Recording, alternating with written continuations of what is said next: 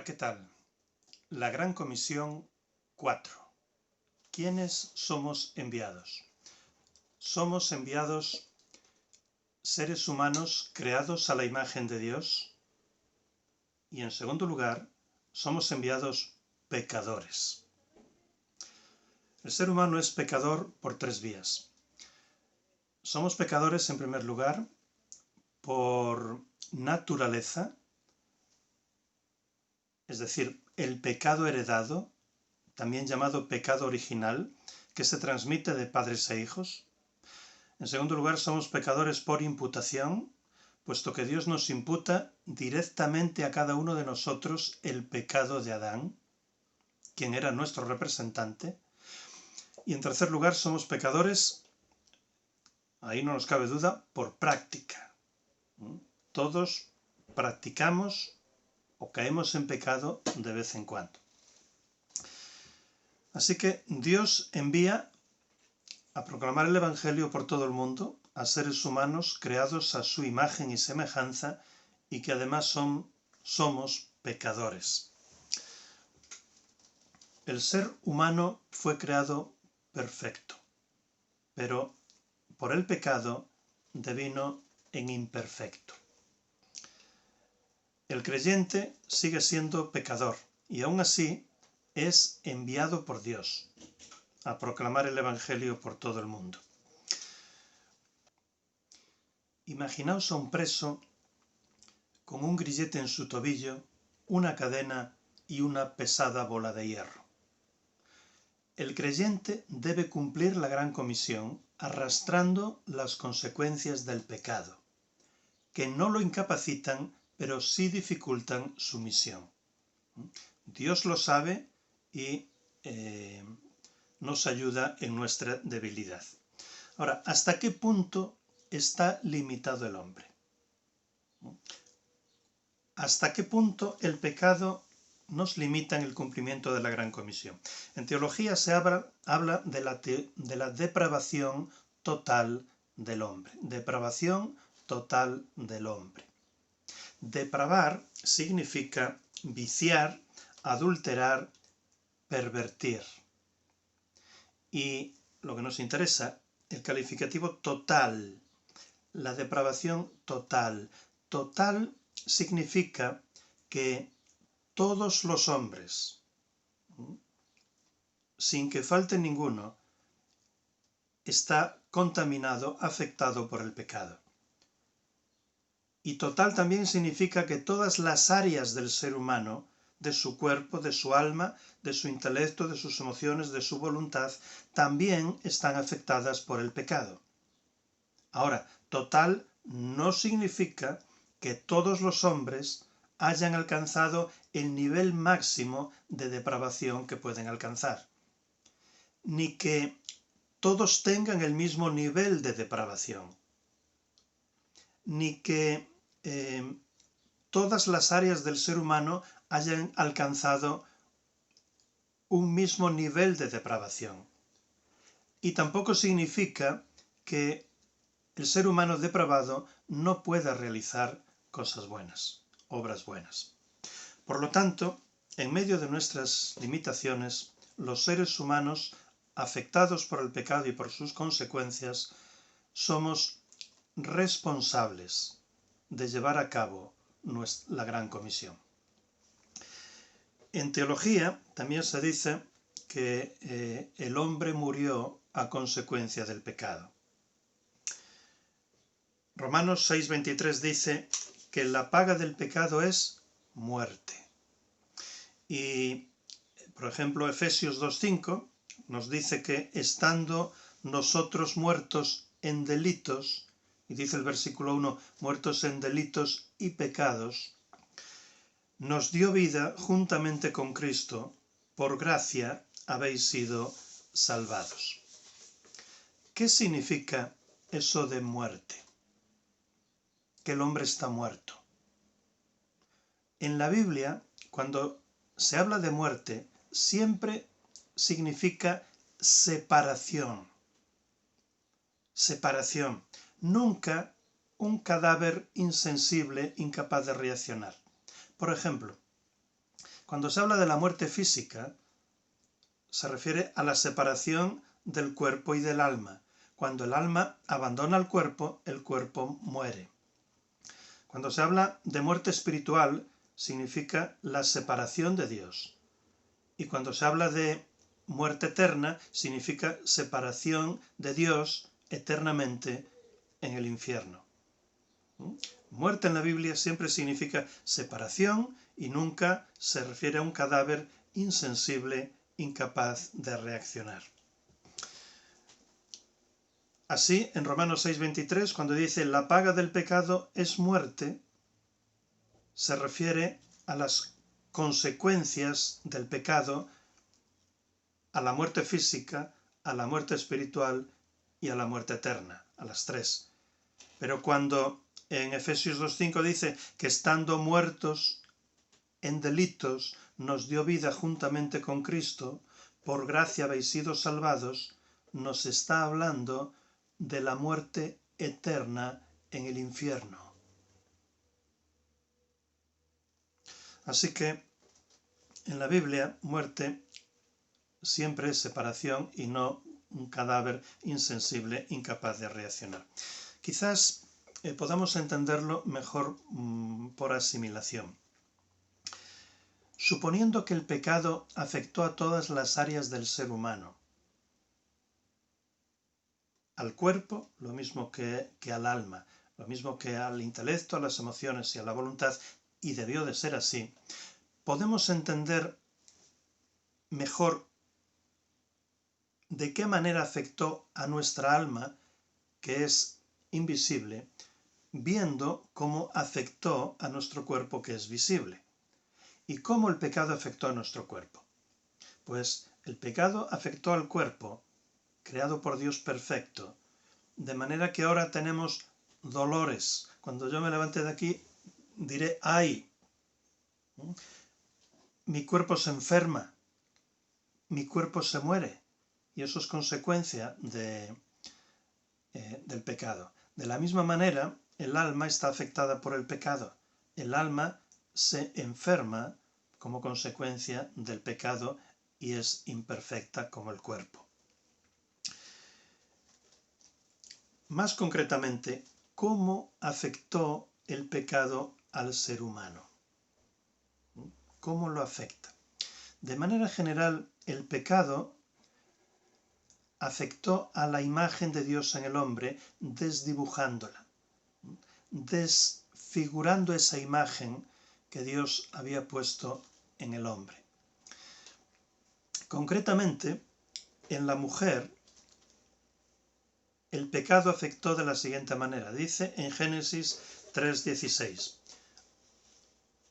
Génesis 1 y 2 nos habla del hombre, creado a imagen de Dios, perfecto, y el pecado entró en el mundo en el capítulo 3 de Génesis. O sea, el capítulo 3 nos habla de la situación del hombre después del pecado, como consecuencia del pecado. Y respecto a la mujer, dice en Génesis 3:16, a la mujer dijo, multiplicaré con creces tus dolores y tu gemido, con dolores parirás hijos. La consecuencia del pecado en la mujer es el parto con dolor. Y continúa, y tu deseo será hacia tu marido y él te dominará. Es decir, nos está hablando del el dominio o enseñoramiento abusivo por parte del hombre sobre la mujer. Y si miramos a la historia y miramos otras culturas, porque no todo es la sociedad occidental en la que vivimos, nos damos cuenta de que muy a menudo la mujer ha sido menospreciada por el hombre. Ha sido sojuzgada por el hombre hasta niveles, en ocasiones, de una mera cosa, hasta ponerla a la altura de los animales. En cuanto al hombre, en Génesis 3, 17 al 19, si la mujer le dedica un versículo a las consecuencias del pecado, al hombre le dedica 3. Dice para el hombre, Y al hombre dijo, por cuanto atendiste a la voz de tu mujer, es decir, por cuanto fuiste irresponsable, por cuanto no cumpliste con tu responsabilidad de liderar el matrimonio. Y en segundo lugar, y comiste del único árbol del cual te ordené no comer. Es decir, el segundo pecado fue desobediencia. Y a continuación vienen las consecuencias. En primer lugar, el suelo será maldito por causa tuya, es decir, la maldición de la naturaleza, las consecuencias del pecado sobre la creación de Dios. En segundo lugar, con fatiga comerás todos los días de tu vida, es decir, el trabajo duro. Espino y abrojo te brotará y comerás hierba del campo, con sudor de tu rostro comerás pan. Y en tercer lugar, la tercera consecuencia del pecado del hombre, la muerte física. Hasta que vuelvas al suelo del cual fuiste tomado, porque polvo eres y al polvo volverás. Las consecuencias del pecado sobre la mujer, sobre el hombre, sobre el matrimonio. Dice en Génesis 2:18, no es bueno que el hombre esté solo, le haré ayuda idónea para él. Habla del orden en el matrimonio, en el que la mujer es ayuda idónea para él. Tiene un papel funcional de ayuda idónea.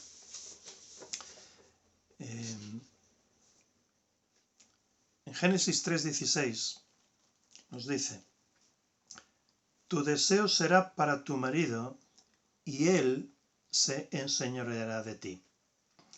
La Nueva Traducción Viviente no es la mejor traducción, pero en este caso le da el sentido correcto a este versículo, al significado de este versículo. Dice allí en Génesis 3:16, según la Nueva Traducción Viviente. Luego le dijo a la mujer, haré más agudo el dolor de tu embarazo, y con dolor darás a luz. Y aquí viene lo interesante. Y desearás controlar a tu marido, pero él gobernará sobre ti. Es decir, donde dice la Reina Valera del 60, y tu deseo será para tu marido, significa, y tu deseo será prevalecer, gobernar sobre tu marido. Pero él se enseñoreará injustamente sobre ti. Esas son las consecuencias del pecado dentro del matrimonio. Esta es la inclinación y la tendencia del uno hacia el otro, que el pecado trastocó y distorsionó en el plan de Dios para el matrimonio. El Nuevo Testamento recuerda y ratifica el plan de Dios, por ejemplo, en Efesios 5, 24 y 25, donde dice, como la Iglesia es dócil a Cristo, así también las esposas a sus esposos en todo. Esposos, amad a las esposas, así como Cristo amó a la Iglesia y se entregó a sí mismo por ella. A la esposa le dice que tiene que ser dócil a su esposo como la Iglesia a Cristo.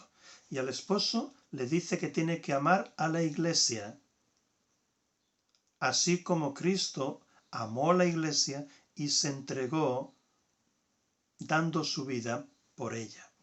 El esposo debe de amar a su esposa hasta el punto de dar su vida por ella, pero no en un momento puntual de necesidad, sino día a día debe de amarla y buscar su bienestar, su satisfacción y su realización personal, su felicidad, hasta el punto de dar su vida por ella día a día, como Cristo lo hizo por su Iglesia. Así que las consecuencias del pecado respecto de la mujer, respecto del hombre, respecto del matrimonio, dentro de la familia también hay sus consecuencias. Las relaciones familiares, desde que el pecado entró en la familia, no están en su mejor momento.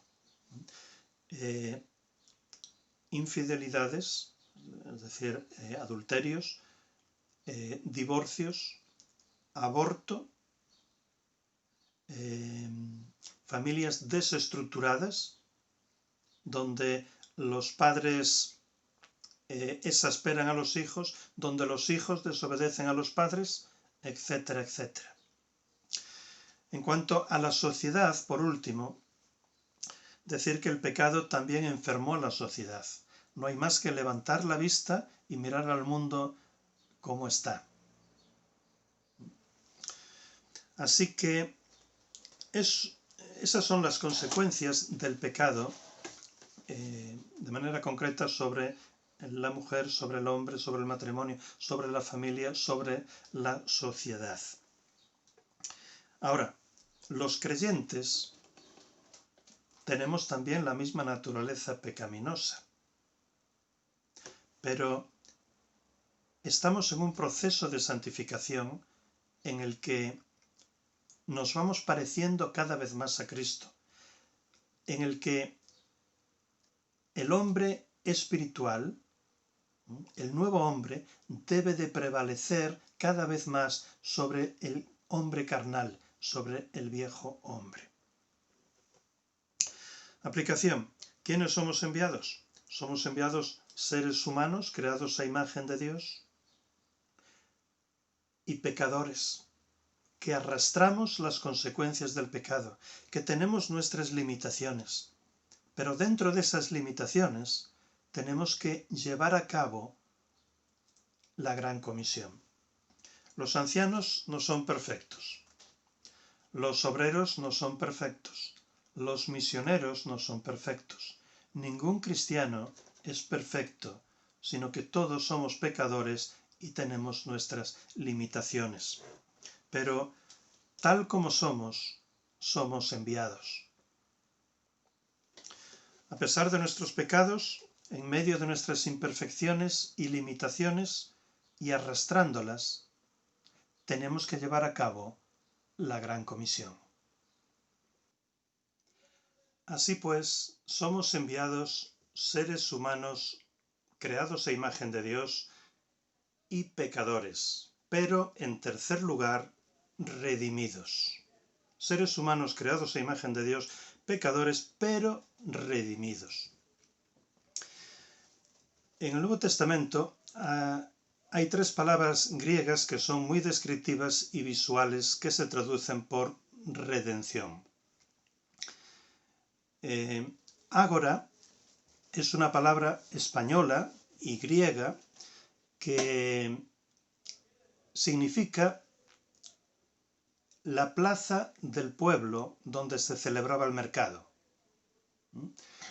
Si a ágora le añadimos un sufijo, zo, queda agorazo, que significa comprar en el mercado. Y si le añadimos un sufijo, ex, de sacar, extraer, queda exagorazo, que significa comprar y sacar del mercado. Y luego hay una tercera palabra, que es lutro, que significa soltar, libertar. En aquel entonces existía la esclavitud y los esclavos eran comprados y vendidos como cualquier mercancía en los mercados del pueblo y de las ciudades. Nosotros éramos también esclavos de Satanás y del pecado y fuimos comprados en el mercado del mundo por la sangre de Jesucristo, quien nos dio libertad. Él dijo, si yo os libertare, seréis verdaderamente libres. y nos dio la libertad, pero no para que hagamos lo que nos venga en gana, sino para que voluntaria y libremente nos volvamos a hacer esclavos de aquel que nos libertó.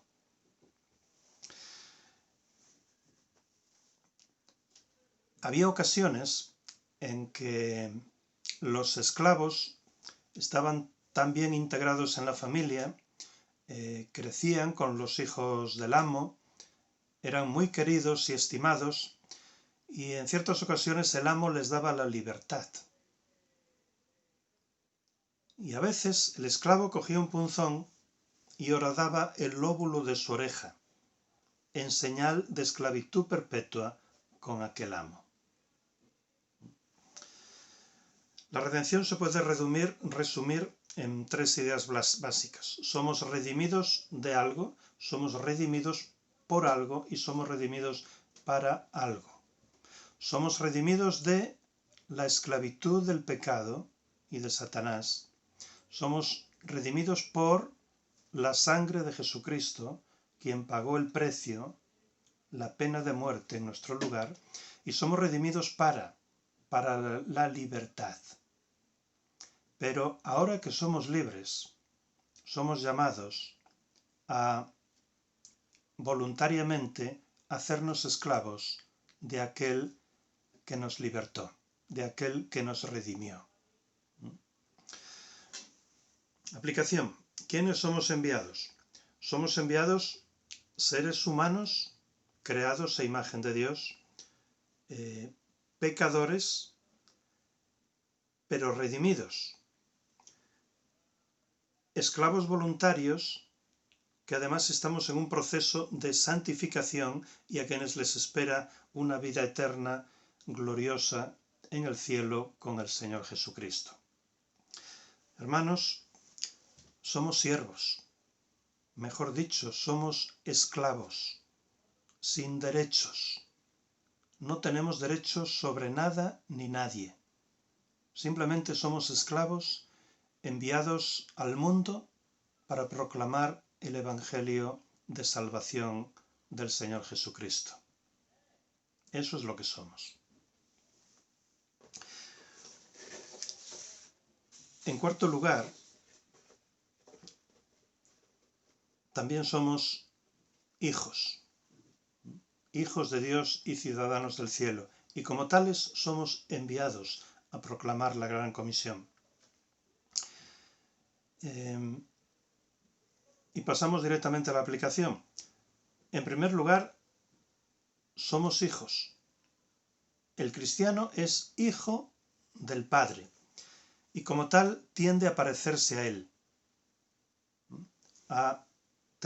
Debemos de tender, el verdadero cristiano tiende necesariamente a pensar como Él piensa, a sentir como siente el Padre y a hacer lo que Él hizo. Dios realizó su gran comisión y nos dio ejemplo. Juan 3:16, de tal manera amó Dios al mundo que dio a su Hijo unigénito. Y ahora nosotros somos llamados a realizar nuestra pequeña gran comisión, imitándole. Es decir, amar al mundo, ir al mundo y dar nuestra vida por el mundo en la proclamación del Evangelio de salvación a ese mundo perdido. En segundo lugar, somos ciudadanos del cielo.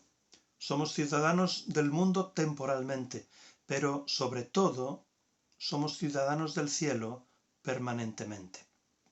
Por lo tanto, debemos de vivir aquí como extranjeros y peregrinos, puestos los ojos en Jesús e ilusionados, esperanzados, hasta entusiasmados con el cielo, con las bienaventuranzas del cielo por la eternidad. En quinto lugar, en sexto y en séptimo, vamos a ver lo que somos como iglesia, a través de tres metáforas. Somos cuerpo de Cristo, somos el edificio de Cristo y somos la esposa de Cristo. En primer lugar, el cuerpo de Cristo. Pablo utiliza esta metáfora en la que Jesucristo es la cabeza, la Iglesia es el cuerpo y cada uno de nosotros somos un miembro de ese cuerpo. Aplicación. ¿Quiénes somos enviados? Somos enviados el cuerpo de Cristo. ¿Quién manda en un cuerpo? La cabeza. ¿Y quién es la cabeza? Cristo. Por tanto, cabeza en la Biblia siempre significa autoridad sobre. Por tanto, si vamos a ser un cuerpo sano y funcional, tenemos que contribuir de alguna manera al cumplimiento de la Gran Comisión, porque es un mandamiento específico y grande de nuestra cabeza, Jesucristo. El mandamiento fue dado a la Iglesia como cuerpo, no a individuos. Un miembro no puede arrancarse y separarse del cuerpo para ir a cumplir la Gran Comisión. No somos lobos solitarios. Imaginaos una gran empresa como la Coca-Cola, que decide vender Coca-Colas por todo el mundo, expandirse por todo el mundo. Lo que no hace es enviar a personas solitarias a vender Coca-Colas por las calles y en las plazas de los pueblos, sino que se organiza como empresa. Acordaos que tenemos que llevar a cabo la Gran Comisión inteligentemente, no de cualquier manera, inteligentemente, creativamente, responsablemente, es decir, con trabajo, dedicando tiempo, esfuerzo, como quien tiene que dar cuentas, porque tendremos que dar cuentas. Tenemos que llevar a cabo la Gran Comisión con sabiduría y madurez, con eficacia y santamente, es decir, con madurez más espiritualidad. En sexto lugar, somos enviados a proclamar la Gran Comisión como un edificio, como el edificio de Jesucristo. Ya en Mateo 16-18, el carpintero con mayúsculas dijo: edificaré mi iglesia. Es decir, prometió construir su iglesia. Él es el constructor y propietario de su iglesia. De esta iglesia, Él no solo es el constructor y dueño, sino que es la piedra angular, los cimientos de la iglesia, la base sobre la cual se construye el edificio de la iglesia. Sobre esta piedra angular se levanta el edificio de Dios, un edificio espiritual en la tierra, no solo hecho de piedras materiales, sino de piedras vivas, personas redimidas por Cristo, seguidores de Cristo, piedras espirituales vivas. Estas piedras espirituales, porque son vivas, están destinadas a crecer, no solo en cantidad, sino sobre todo en calidad. Pero no solo en calidad, sino también en cantidad. Porque a veces en las iglesias somos desproporcionados. Hay iglesias que crecen mucho en cantidad, pero tienen poca calidad. Y otras iglesias crecen mucho en calidad, pero tienen poca cantidad, no crecen en cantidad. El estado natural y normal de una iglesia es el de crecer en calidad y también en cantidad. ¿Quiénes somos enviados entonces? Aplicación. Somos enviados piedras vivas asentadas sobre la iglesia. Si realmente somos piedras vivas asentadas sobre Cristo, vamos a crecer tanto en cantidad como en calidad, porque estaremos trabajando arduamente en el cumplimiento de la Gran Comisión. Y Finalmente, en séptimo lugar, los que somos enviados como la esposa de Cristo. La esposa de Cristo. Ser hijo de Dios, ser hijo del Padre Celestial es una gran dignidad. Pero ser esposa del Hijo Celestial no es menos dignidad. Se dice, y es cierto, que los padres, los esposos, tienen que amar más a la esposa que a los hijos, y al revés. Y es verdad. Pues nosotros no solo somos hijos del Padre, sino que somos esposas del Hijo. Aplicación. ¿Quiénes somos enviados? Somos enviados no solo hijos del Padre Celestial, sino también la esposa del Hijo Celestial. ¡Qué gran dignidad! No hemos de obedecer a nuestro esposo y Señor y proclamar el Evangelio por todo el mundo. En segundo lugar, la esposa debe de identificarse con el esposo, hasta llegar a pensar como él piensa, sentir como él siente, actuar como él actúa.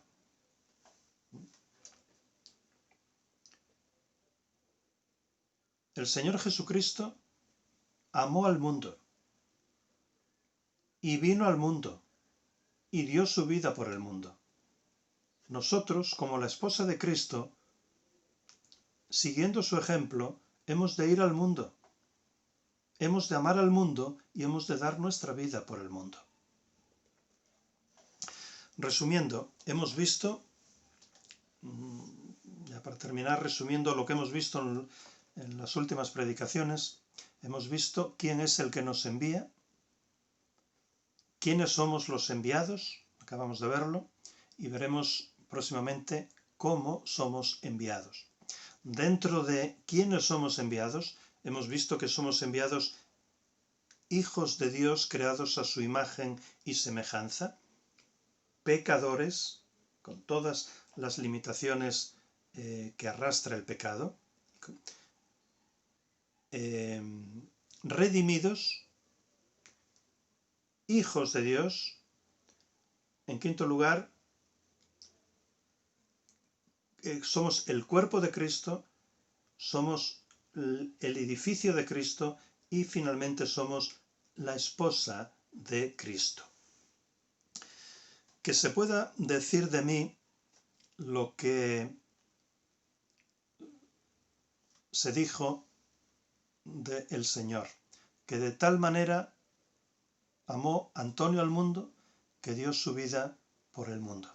Que se pueda decir de ti lo que se puede decir de tu padre o de tu esposo, que de tal manera amaste tú al mundo, que diste tu vida por el mundo.